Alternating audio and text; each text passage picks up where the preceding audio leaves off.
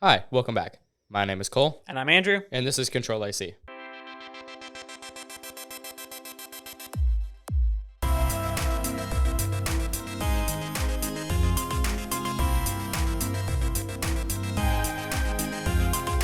CTRL-AC is the podcast where we talk about GPU cores and high-speed memory bandwidth. Crucial things in any consumer-grade computer. Correct. So we had an Apple event this week. Yes, we did. In a way.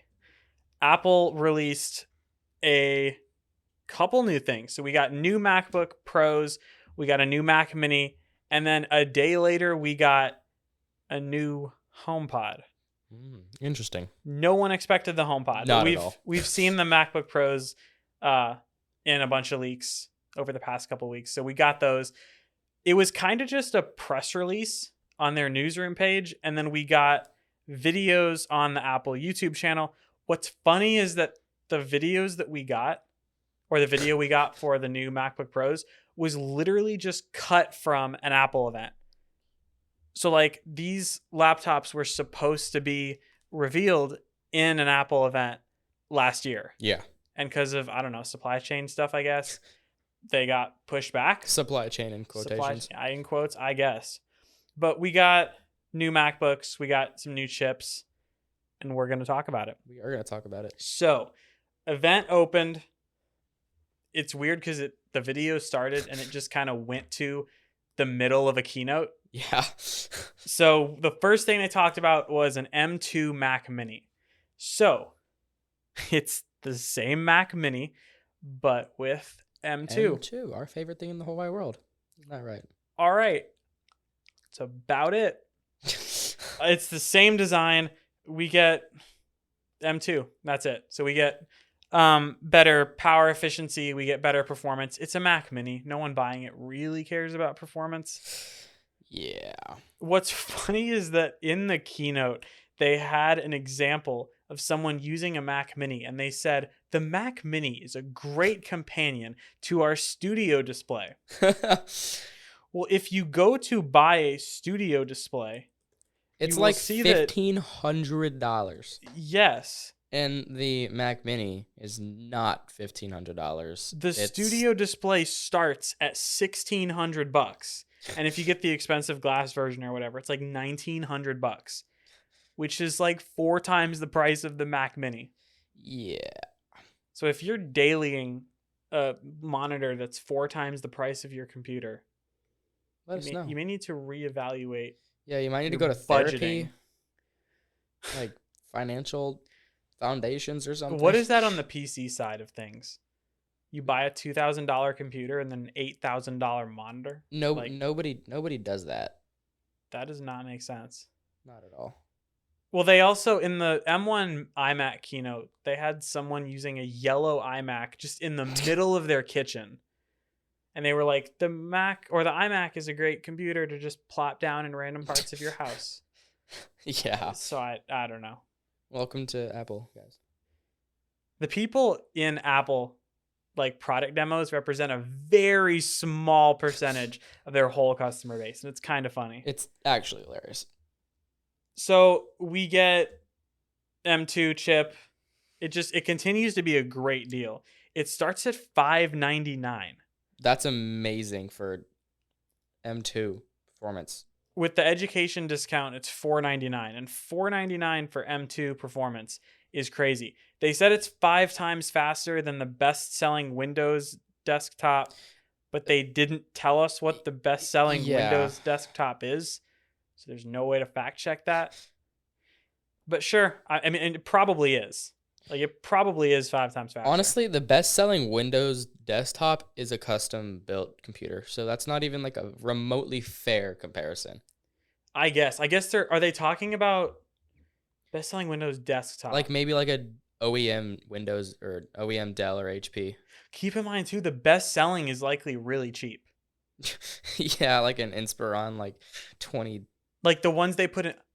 Imagine if they like counted the ones that schools buy as the best selling. The Optiplex 3010. Okay. That's funny. Well, we didn't get any unlabeled graphs though. That's nice. So that's a win. Yes, it is. So that's cool. M2 Mac Mini. We're gonna have an M2 Mac Mini in our studio in a couple weeks, so we'll be able to test that. Should be the same ish performance as my M2 Air, just with a fan and a higher thermal ceiling. Yeah. So we will see. So then we got the M2 Pro chip. So this is just a slightly buffed version of M1 Pro. So Cole, you've had an M1 Pro MacBook Pro for like 3 weeks. Yeah, about. And I'm sure performance is letting you down enough where you need this M2 Pro computer. It's garbage. Not enough. I hate every second. No, it's actually, I'm very content with this. I had an M1 MacBook Pro, just the base M1 MacBook Pro. It was pretty good. I got a fairly good deal on it it had good price to performance. $700 for M1. Not bad. But it quickly got like outdated design elements. Like it was very visual that it looked older. And chip wise it was fine. Yeah, like M1's really fast. It was essentially a base model, 1/4 terabyte with 8 gigs of RAM. But no, yeah, I'm really liking this laptop, and like me and Andrew said in the last episode I think, the touchscreen MacBook is going to be the next time we upgrade in 2025 or 4. 2025, I think. Yeah. But yeah, my M2 is phenomenal, and your M1 Pro is phenomenal. But if that isn't enough for you, you have M2 Pro. So it's built on M2, slightly scaled up architecture, 40 billion transistors. That's crazy. Quite a bit. It's the whole M2 Pro chip. They held one in the keynote. It's the size of your fingernail. Yeah, it's a little bit. Or like the size of your fingertip, I guess. Yeah. Which is really cool. It's like the size of a quarter or a nickel. Yeah, basically. But square. It has unified memory, so it's all soldered on the board. The memory bandwidth is now 200 gigs a second, which that's good, I guess. I think M1 Pro is 100 gigs a second. Yeah, I think so. So this is 200, 12-core CPU. It's 8 performance, 4 efficiency, 20% faster CPU performance than M1 Pro, 30% faster GPU performance, 40% faster neural engine, and an updated media engine for better ProRes encoding, decoding, all that. So yeah, pretty solid. Not like a astronomical change, but like it's decent. It's a spec bump. That's all it's supposed to be. The first product to get M2 Pro is the M2 Pro Mac Mini, which was not even remotely like thought of. No, that wasn't leaked or anything. Like we didn't see anything about an M2 Pro Mac Mini. So as you can guess, it's literally just a Mac Mini with M2 Pro. So it seems pretty good, but it falls into the same trap that the M2 MacBook Air falls into. Okay, so M2 Pro Mac Mini starts at $1,300. That's a lot. So I'm going to have that in one tab, and then in the other tab, I will have Mac Studio, which is a vastly more powerful computer. Yes. So, and for that, I'm going to do M1. That has M1 Max, which is faster in ways than M2 Pro. If that makes sense. What about an M1 Ultra? There's an M1 Ultra and M1 Max. There are two versions of it.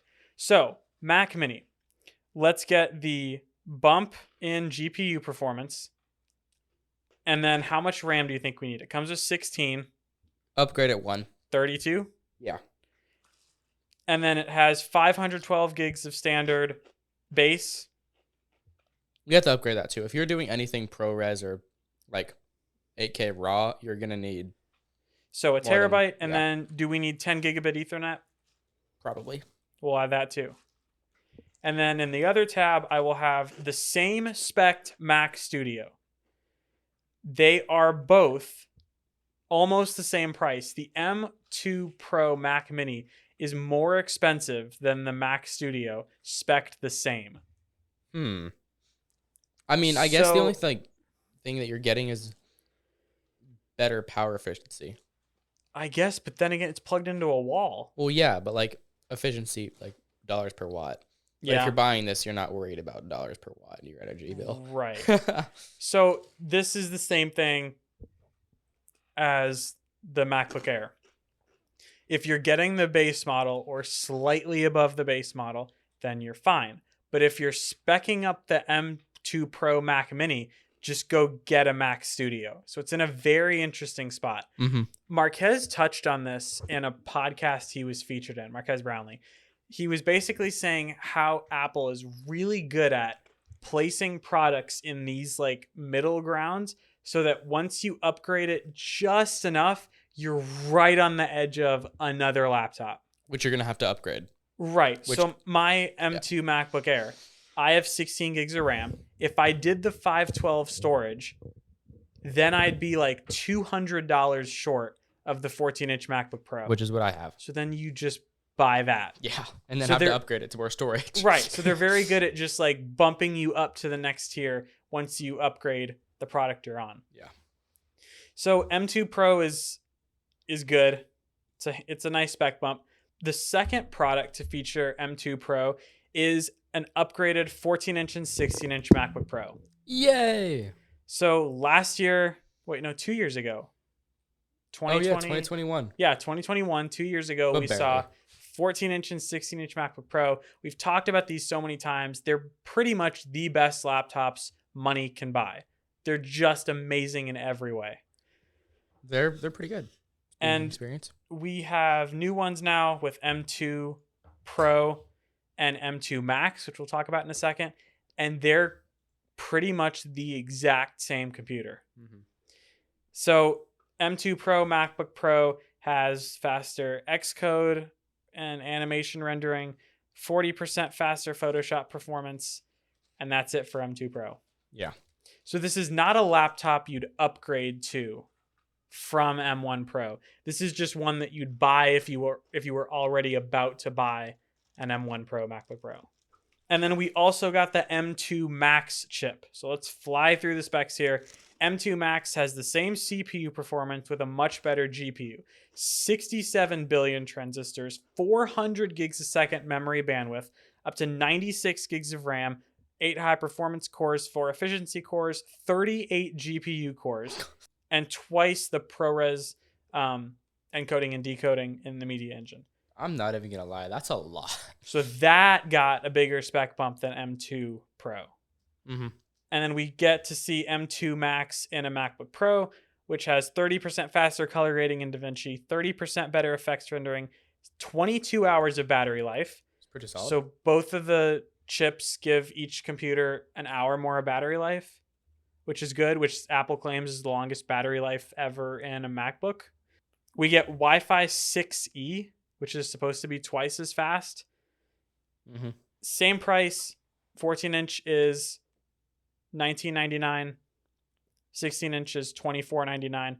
And then we get one physical change, and that is HDMI 2.1 instead of 2.0. So not really physical change, but another one. I mean, it's really just a change to a physical thing, I guess. I mean, it's the same port. Same port, spot. But HDMI 2.1 gives you 8K displays over HDMI and variable refresh rate. And that's good. We like that. That's good. That's solid. So that's kind of it. So overall, we got new MacBook Pros. They're just a very small spec bump over what is essentially a perfect computer. Yeah. So like you said, this isn't a laptop that you go from M1 Pro or M1 Max to M2 Pro or M2 Max. So like, I just came off of a 2012 13-inch MacBook Pro, and that wasn't bad as a Chromebook, but it was pretty bad, right? Yeah. And then I upgraded to the M1 base, which is much different from the M1 Pro and the M1 Max. Yeah. So if you've got something like 2020 Intel MacBook or even 2020 M1 MacBook Air Pro, this isn't a terrible option if you're looking to upgrade. Right. I saw a bunch of people on Twitter saying, like, listen, if you've got a 14-inch or 16-inch MacBook Pro and it's not constantly letting you down, you shouldn't even be sorry that you didn't wait for these new ones. I'm not at all upset that I have this over those. Are you disappointed that we didn't get a physical change? Yes, actually. I wish the bezels were cut in half. Okay, because they're already really slim. Yeah, but so are mine. They're the same size as mine. Yeah. Mine are slim. Well, that's what I meant. Like the current ones are really slim. Yeah, but they can easily cut those in half. Like, come on. We didn't see anything new in the notch. We didn't get Face ID. Face ID was one of the features that we kind of wanted to see. Yeah. No Face ID. Was there anything else? Like it's a like we said, it's a near perfect computer. It's the only thing is weight, but like you have to have that if you're having all the spec that you're having. And like the build quality is amazing. Yeah. Honestly, they need to work on some scratch resistance on the Apple logo on the back. Every MacBook that I've owned or known somebody that owned has have a little scratch right down diagonally. Really? Over the Apple logo. I think my old MacBook may have a scratch. Mine did too. Wow. Huh. So they just need some like scratch resistant tech or something, or like a film over it. But besides that, I mean, it's pretty perfect. Could we get ceramic shield on MacBook displays? That'd be pretty lit. No, never mind. That's for drop resistance though, not scratch resistance. You're not really dropping. I don't know. These are for pros. Like you could Apple Pencil support. That's it. It doesn't even need to be fully touchscreen. Just Apple Pencil support. That would be pretty sick. Where would it snap? To the front, maybe? No, on the back hinge. Back hinge. Like you couldn't have it open and you charge it. But okay. Like, yeah. That would work. That'd look pretty cool. Or like Microsoft Surface style, just place it right in the middle of the back. Yeah. And then give you like a silicone cover like they do for their phones that just... Oh, yeah. So Put Apple Pencil support would be cool. That'd be pretty cool. MacBook Ultra. Drop resistance. Titanium. It's like the Panasonic Toughbook, but... Yep. MacBook Ultra. Massive speakers with a sub in it. Oh, and the speakers are the same. Yeah. Which is, they're still really good. But so that's it for new MacBooks. A little underwhelming, if anything, but I don't know. Solid spec bump to those who are about to buy a computer. Mm-hmm. And then the very next day, we got a new HomePod. Yeah.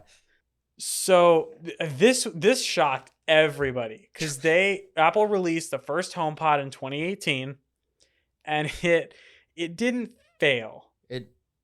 But it came really close to like the definition of failing.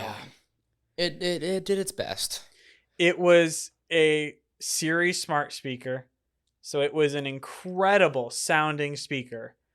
But Siri was Siri at the time, and that made it pretty bad. Yeah. It was also like $300. Also, yeah.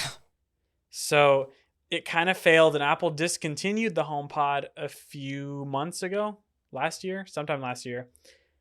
But the HomePod is back. So the full-size HomePod Siri speaker with incredible sound has made a return. So the little demo video said it has fully computational audio, which was in the old one. It has spatial audio now, so it can like project sounds around the room. They can be paired together again for stereo, so you can put one on each side of your TV, which would actually be kind of sick. And then if you have an Apple TV, you can just like switch between your AirPods and the HomePod. Yeah. And then the screen on the top is slightly larger. You can still only do like volume button stuff. So it's like an Echo Dot and play pause buttons. Yeah. And then there's a new temperature sensor. So it can now detect the temperature of your house, and that all integrates into HomeKit, and you can control your HomeKit smart thermostat with automations and stuff. Yeah, like I was gonna say Nest, but I don't think, does Nest work with HomeKit? We're about to find out. Does Nest work with HomeKit? It does. It does. Huh. Well, that's cool. So, yeah. Hey Siri, turn the temperature up to 71.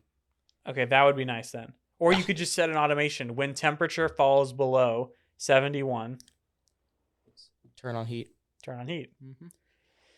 What's even crazier is that that same day, Apple put out a firmware update for the HomePod Mini that unlocked a hidden temperature sensor. So a HomePod Mini has had a temperature sensor this whole time, and it just got unlocked now. And this HomePod is still $299, so same price as the original one. which still makes it a pretty hard sell. Yeah. Considering if you order anything on Amazon, they'll just throw an Echo Dot at you. And you can find Google Nest Minis everywhere. So, I don't know. I mean, I would say it's an audiophile thing, but like, it's not.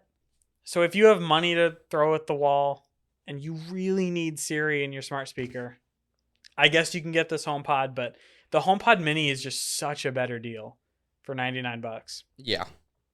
Like if I had to choose between 3 HomePod Minis for 3 different rooms or 1 HomePod, I mean, you'd pick the 3 minis. Yeah.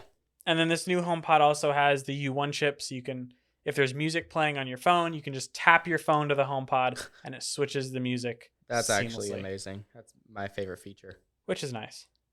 And that's it. That's all the stuff that we saw at this weirdly timed January 17th Apple event / keynote. So, sadly, once again, still no Mac Pro. No Mac Pro. Tears of sadness. We got M2 Max, though. So that the next thing down the line is M2 Ultra. M2 Ultra. And we should see Mac Pro super soon. Also, Apple AR glasses were pushed back. Yeah. The headset is still supposed to come out this year, but the glasses have been pushed back. Which stinks, because that's what we were all really looking forward to. Yeah, I don't care about the headset. I just want to be walking down the road with my Apple glasses and like see a text from you just pop up in the corner. Imagine live translate with live text. You just look at something in a different language and it just translates it on your glass. The potential there. That would be actually okay. We're buying Apple smart glasses. We are actually. We're gonna be first investors. Yes. I think before I get Apple smart glasses though, I really want to invest in like my backyard. That's a good idea. Cause like it's just kind of bland right now, and summer's around the corner. And I want to go swimming and all that. And I don't know. It's just not fun to hang out there. But have you heard of the Complete Backyard? No, what's that? The Complete Backyard is just an outdoor living space designing build company. What do they do? Basically, so whatever you're wanting for your backyard, you just tell them. They'll mock it up for you. If you like it, they'll build it. So like a fire pit? You can have fire pits, pergolas, pools, spas, hot tubs, cabanas, anything. Okay, sweet. How do I contact them? To request a consultation, you can go to thecompletebackyard.com. Thanks. No problem, Andrew. Okay, so this is a tech podcast. Yes, it is. We don't usually dabble in the fashion industry. But we do sometimes dabble in AI. But when they merge is when it gets gray. This is... I don't know how to feel about this. This is the best invention of all time. So basically, Carhartt just made a smart vest that uses AI to keep you temperature regulated. Carhartt, the most like outdoor redneck clothing brand. AI, baby. Has a smart vest now. So it is $220. That's okay. Honestly, for what this does, that's not a lot. It's called the X-1, X1, the Carhartt X1. It's just a normal looking vest. It has a little LED thing at the bottom. And the left pocket has a battery thing. You pair it with your phone. You enter some information about you, like your preferred temperature or stuff. And then you select the activity that you're doing and the layers of clothes that you're wearing. So it just senses your body temperature and either cools the vest or heats it up for you. Yeah. I don't know. I think this would be a great gift for like your grandpa that's outside all the time. On the farm or something? Or like working on cars or something, yeah. Right now it's like a sleeveless trucker vest. If they implemented this into like a full-on winter coat. See, that's like get dangerous though, because then it gets to your arms and that's a whole nother, like if that gets burned. Yeah. I mean, it supposedly uses AI to like regulate your body temperature. I don't know. I mean, I can see some use cases. It's really expensive. Mm-hmm. Because I'm sure there are cheaper heating vests. But yeah, this my dad's got one. Really? Yeah, it was like $50, I think. But does it have an app? It does not have That's an what app. I thought. This one has an app. So it's worth $220. Anyway, I don't know. I know very few people who would actually utilize this, but for the small group of people who need AI in their clothes, you have this. You're welcome. We have a short little story. I wanted first. How do you pronounce this? This Calibri. Hold on. We'll do this again. Google Translate. The goat. Calibri. Calibri. Okay, so this is a headline from The Verge. The State Department wants memos written in Calibri now, not Times New Roman. We're not going to spend a whole lot of time on this. I just want to say that Calibri is a better font than Times New Roman. Any font is besides Comic Sans is better than Times New Roman. Calibri actually looks good. It looks sort of like the font that Apple uses. It's very close to the San Francisco font, and it just looks very clean. It just looks objectively better than the old-fashioned Times New Roman. I like it. Okay, that's it. That's the segment. Our final story is about Elon. I'm sorry, we've gone too long without a horrible Elon story. Sorry, guys. This one's just annoying. So Twitter updated their terms and conditions again. They updated their developer rules to now ban all third-party clients. This isn't very nice. So it doesn't look like Twitter has a clear reason for this. It just says they're changing their API rules and all Twitter third-party clients are gone. Yeah. So I've been using Tweetbot for like a year and a half. And it's just a better way to view Twitter, and it's gone. Flamingo was another Android exclusive Twitter client. That's gone too. So it's just weird because this is a guy who took over Twitter wanting nothing but free speech and accessibility for all.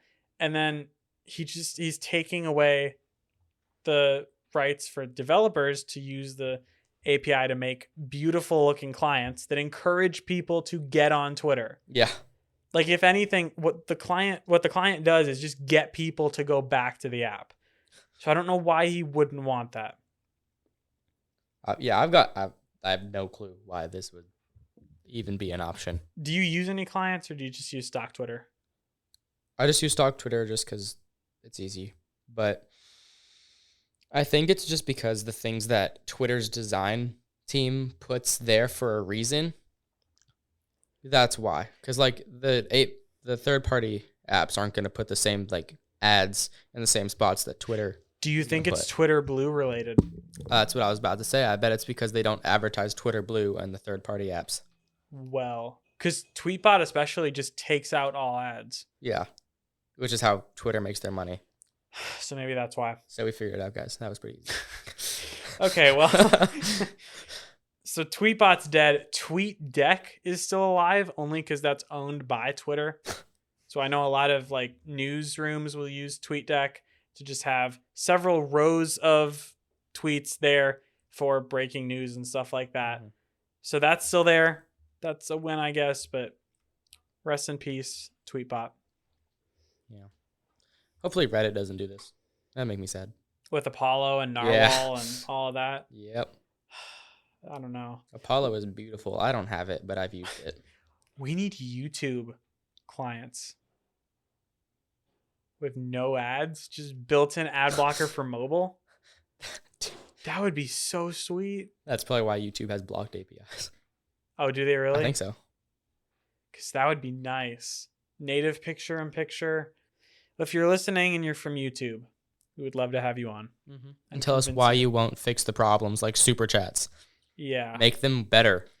Yeah, super chats are expensive. And the creator doesn't even get like half of it. What does YouTube take? I think 70%. 70%? Here, let's see. Creators get 70%. So they take 30%. Yeah, just but still. Like, so they take as much as Apple does with the App Store tax. Mm-hmm. Why are no creators protesting that then? They do all the time. Well, Oh, and then last little thing, Spotify was protesting Apple's App Store tax, their 30% thing. So everyone was like, everyone on Twitter was like, well, Spotify, you're not going to leave the App Store because there goes your whole business. So just suck it up and move on. Until sideloading comes in iOS 17. Until sideloading comes. Then literally everything comes back. Like, everything will leave the App Store. Well, they might not leave the App Store, but they won't follow the rules of the App Store because people can just sideload the app.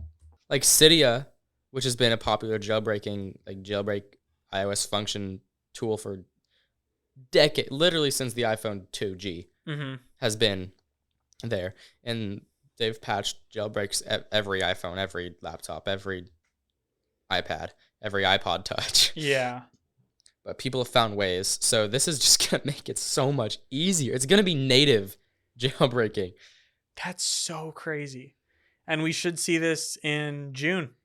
Early June at DubDub. I'm so excited for this. You'll have no Yeah. idea. This will be fun. All right, that was it for episode 26. Thank y'all for listening. If you have any questions, comments, or concerns, you can tweet at us using only the stock Twitter app. I'm at Utterly Drew. And I am at Cold WW Web. And we will see you next week. Bye, guys.